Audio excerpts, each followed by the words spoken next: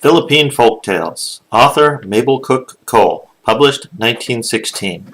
Publisher A.C. McClurg and Company, Chicago, USA. Chapter 2. Aponibolinayen. The most beautiful girl in all the world was Aponibolinayen of Nalpangan. Many young men had come to her brother, Aponibolinayen, to ask for her hand in marriage. But he had refused them all, for he awaited one who possessed great power. Then it happened that the fame of her beauty spread over all the world till it reached even to Addison. And in that place there lived a man of great power named Gawagowan. Now, Gawagowan, who was a handsome man, had sought among all the pretty girls, but never, until he heard of the great beauty of Aponibolinayen, had he found one whom he wished to wed. Then he determined that she should be his wife, and he begged his mother to help him win her.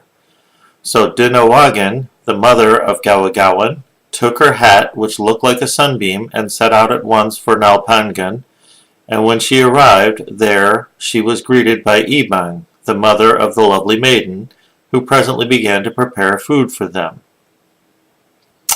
She put the pot over the fire, and when the water boiled, she broke up a stick and threw the pieces into the pot, and immediately they became fish. Then she brought basi in a large jar, and Dinawagan, counting the notches on the rim, perceived that the jar had been handed down through 9 generations. They ate and drank together, and after they had finished the meal, Dinawagan told Aponibolinayen of her son's wishes, and asked if he was willing that his sister should marry Gawagowan. Aponibolinayen, who had heard of the power of the suitor, at once gave his consent, and Dinawagan departed for home, leaving a gold cup as an engagement present. Gawagowan was watching at the door of his house for his mother's return, and when she told him of her success, he was so happy that he asked all the people in the town to go with him the next day to Nalpangan to arrange the amount he must pay for his bride. Now the people of Nalpangan wanted a great price for this girl who was so beautiful, and the men of the 2 towns debated for a long time before they could come to an agreement. Finally, however, it was decided that Gawagowan should fill the spirit house 18 times with valuable things, and when he had done this, they were all satisfied and went to the yard, where they danced and beat on the copper gongs. All the pretty girls danced their best, and one who wore big jars about her neck made more noise than the others as she danced, and the jars sang, "Kittle, kittle, canatol, inka, inka, inkatol." But when Aponibolinayen, the bride of Gawagowan, came down out of the house to dance, the sunshine vanished. So beautiful was she.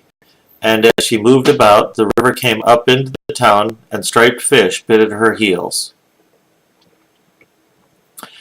For 3 months the people remained here feasting and dancing, and then early one morning they took Aponibolinayen to her new home in Addison. The trail that led from one town to the other had become very beautiful in the meantime.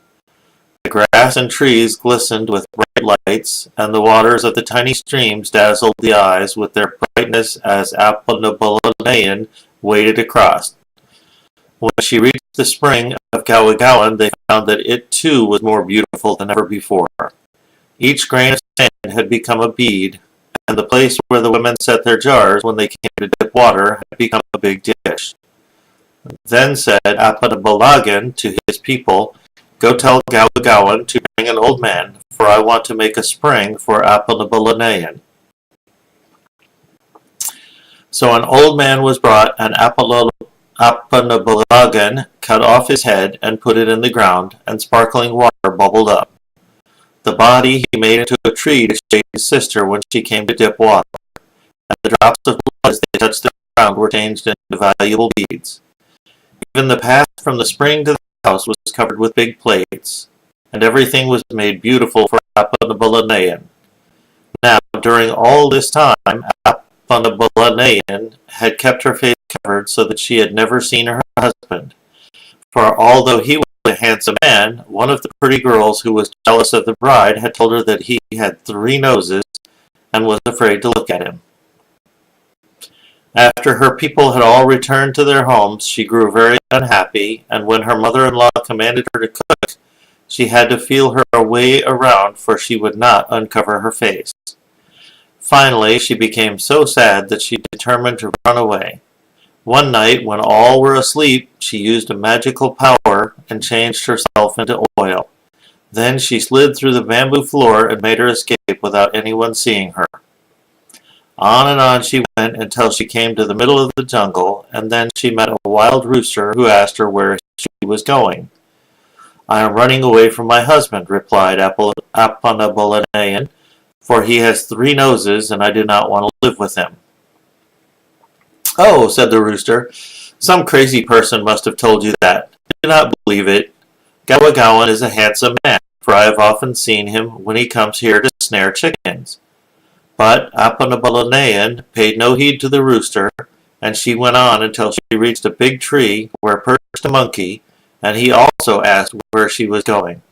"I am running away from my husband," answered the girl, "for he has 3 noses, and I do not want to live with him." "Oh, do not believe that," said the monkey. "Someone who told you that must have wanted to marry him herself, for he is a handsome man." Still, Aponibolinayen went on until she came to the ocean, and then, as she could go no further, sat down to rest. As she sat there pondering what she should do, a carabao came along, and thinking that she would ride a while, she climbed up on its back. No sooner had she done so than the animal plunged into the water and swam with her until they reached the other side of the great ocean. There they came to a large orange tree, and the carabao told her to eat some of the luscious fruit while he fed on the grass nearby. As soon as he had left her, however, he ran straight to his master, Kadayadawan, and told him of the beautiful girl. Kadayadawan was very much interested and quickly combed his hair and oiled it, put on his striped coat and belt, and went with the carabao to the orange tree. Aponibolinayen, looking down from her place in the tree, was surprised to see a man coming with her friend the carabao. But as they drew nearer, she began talking with him, and soon they became acquainted. Before long, Kadayadawan had persuaded the girl to become his wife, and he took her to his home. From that time, every night, his house looked as if it was on fire because of the beauty of his bride. After they had been married for some time, Kadayadawan and Aponibolinayen decided to make a ceremony for the spirits, so they called the magic betel nuts and oiled them and said to them, "Go to all the towns and invite our relatives to come to the ceremony which we shall make. If they do not want to come, then grow on their knees until they are willing to attend." So the betel nuts started in different directions, and one went to Aponibolinayen in Nalpangan and said, "Kadayadawan is making a ceremony for the spirits, and I have come to summon you to attend." "We cannot go," said Aponibolinayen, "for we are searching for my sister who is lost." "You must come," replied the betel nut, "or I shall grow on your knee." "Grow on my pig," answered Aponibolinayen. So the betel nut went on the pig's back and grew into a tall tree, and it became so heavy that the pig could not carry it, but squealed all the time. Then Aponibolinayen, seeing that he must obey, said to the betel nut, "Get off my pig, and we will go." The betel nut got off the pig's back, and the people started for the ceremony. When they reached the river, Gawagowan was there waiting to cross, for the magic nuts had forced him to go also. Then Kadayadawan, seeing them, sent more betel nuts to the river, and the people were carried across by the nuts. As soon as they reached the town, the dancing began, and while Gawagowan was dancing with Aponibolinayen, he seized her and put her in his belt. Kadayadawan, who saw this, was so angry that he threw a spear and killed Gawagowan. Then Aponibolinayen escaped and ran into the house, and her husband brought his victim back to life, and asked him why he had seized the wife of his host. Gawagowan explained that she was his wife who had been lost, and the people were very much surprised, for they had not recognized her at first. Then all the people discussed what should be done to bring peace between the two men, and it was finally decided that Katayadawan must pay both Aponibolinayen and Gawa the price that was first demanded for the beautiful girl.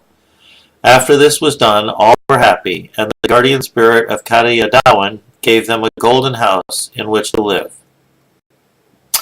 The end.